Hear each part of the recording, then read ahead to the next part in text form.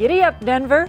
This week, Denver gets out and marches, and we'll give you a recap of this year's stock show. I'm Rebecca Jacobson, and here's what's happening in your city now.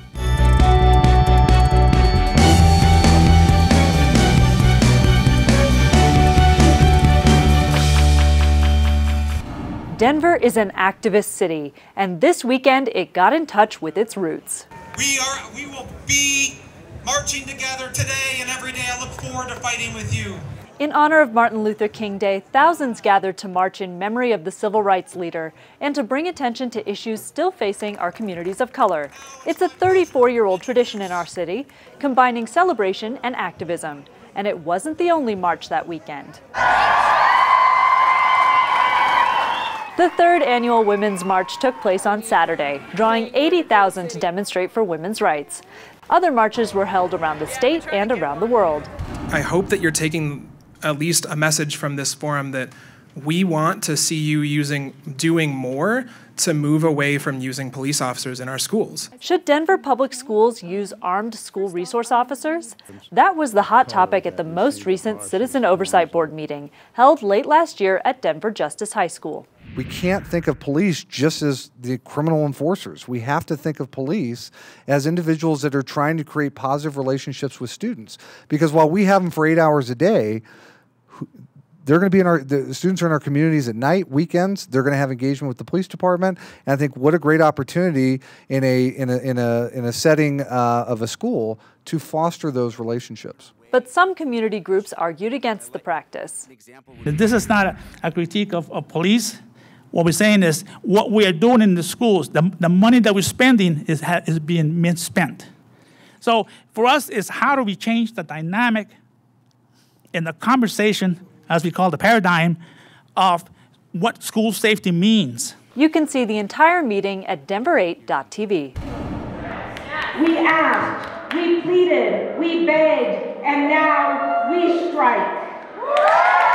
In a raucous Denver Public School Board meeting, educators and supporters rallied and spoke directly to the board at their first public meeting since the Denver Classroom Teachers Association voted to strike. School board members spoke in strong support of teachers, but pointed to a lack of adequate state funding as the major culprit in teacher salaries that are 15% below the national average. I don't think there's a single board member here who doesn't believe that our teachers, the teachers across the state, and for that matter, the teachers across this country, are underpaid. Meeting attendees placed the blame for failed negotiations on bloated administration costs and leadership. I am not a DPS teacher. I am not the spouse of a DPS teacher. I'm not a DPS parent, and I'm not a DPS student. I am a resident of Denver who understands that you, the Board of Education, own this strike.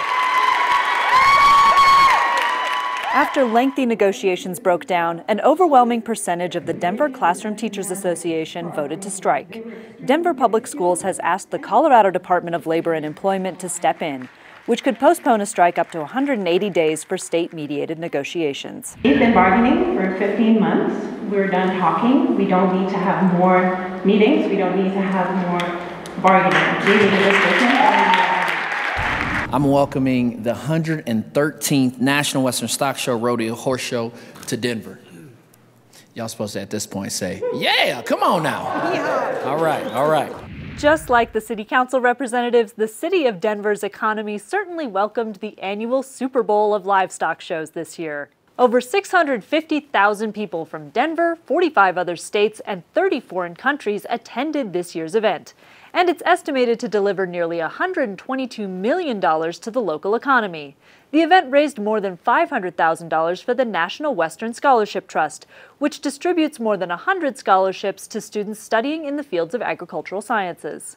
The historic stockyard stockpiled 40 semi-loads of shavings, 14 semi-loads of straw, and over 65 semi-trucks full of manure were hauled out later for recycling. And plans are well underway for the National Western Complex that will offer a year-round experience for Denver in addition to the stock show. You can catch new episodes of Your City Now every Friday. Thanks for watching, partners.